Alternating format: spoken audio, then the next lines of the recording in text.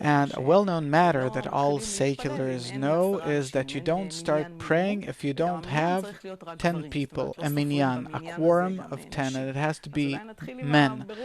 Women can't be counted. So the first question is, why do you need a quorum of 10 in order to start praying or studying Torah? And the other question is, why can't women be a part of that quorum? So you already want to understand these customs.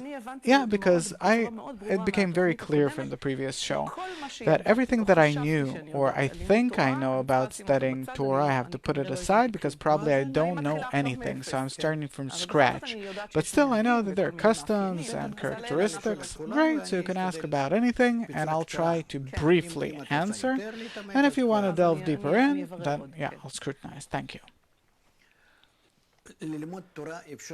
It's possible to study Torah, meaning to change by the reforming light called the Torah.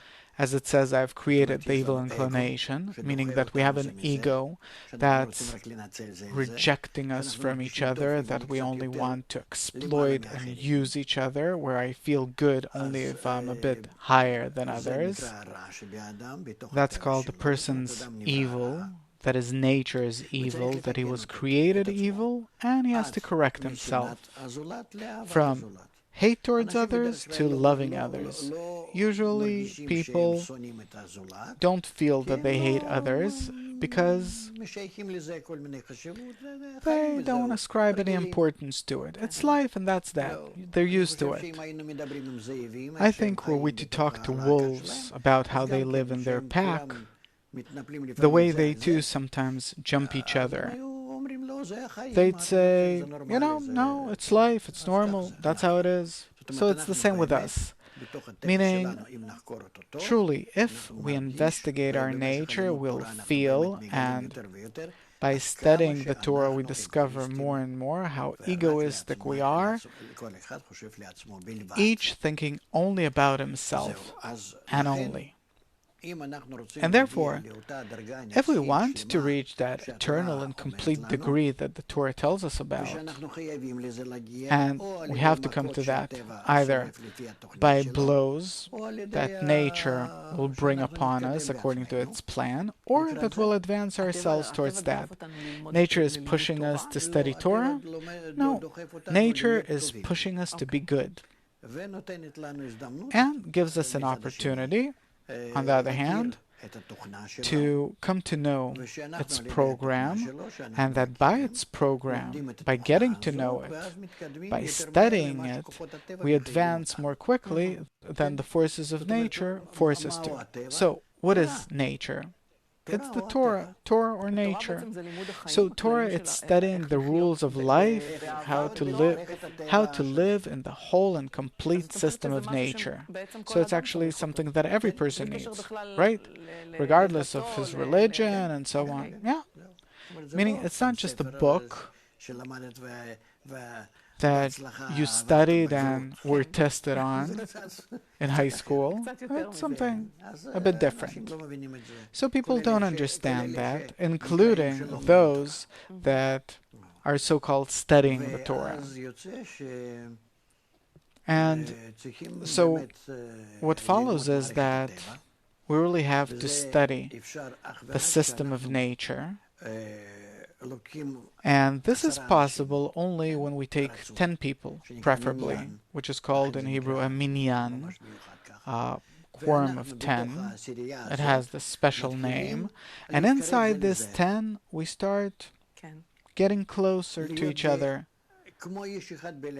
becoming as one man and one heart, or like relatives.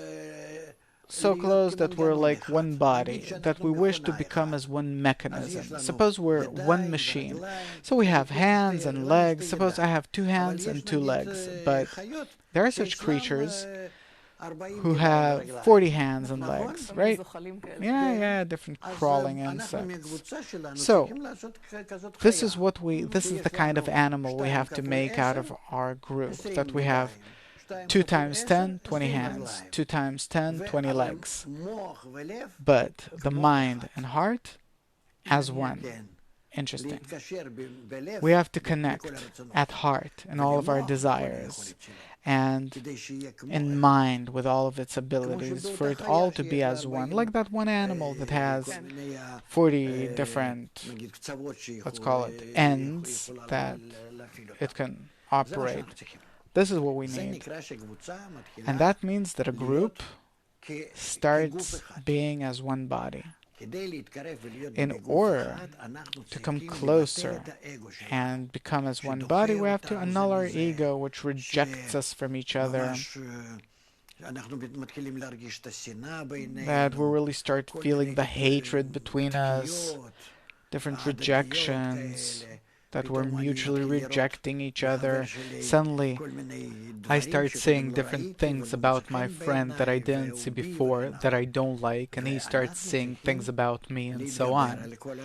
And we have to overcome all of these feelings that awaken according to the rule of love covers for all crimes, meaning that every time I discover bad things about my friends, that they're no longer my friends, I hate them, they hate me, we hold different grudges against each other, and we rise above all that and connect. And then, to the extent to which we can connect, we start receiving light.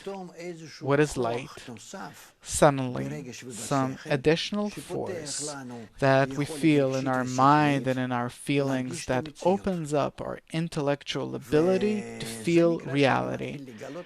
And that's called that I start discovering the upper world, something completely different. What does it mean, the upper world? I enter the system which connects all of creation together, all the people and the still and the vegetative and the animals in this world, and also all the forces which are operating and activating this reality and a higher reality that I can't exactly find the words to express it right now. All this is in the system of forces called God, or the general upper nature. And I start attaining that to the extent to which I come out of my boundaries and enter the general system this way through love of others. I get the so-called soul, meaning the ability to exist in the general system. And then I as if no longer belong to my body. I start feeling the reality which is outside of my body, the way it is controlled by the upper force, meaning that I join the upper force. It's called that I'm starting to be adhered to him. And then my life turns into something different, where I no longer belong to the body or to this world, but I belong to the upper system. And that's called being a Kabbalist. And it's possible to implement these things in a 10 that connect between them, but only men, not women, and not mixed, because we have to come to a state where we truly connect in heart and soul, and we have to differentiate between the different inclinations that we have in this world, sexual inclinations and so on, and therefore it is customary to do it only among 10 men, but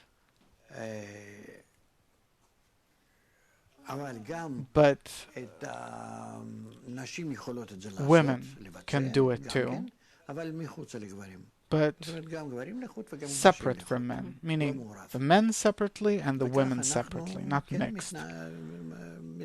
And this is how we behave and how we really build the studying of the Torah. That's called studying Torah. To study Torah, it means to change towards love of others. Therefore, love another as thyself is the comprehensive rule of the Torah.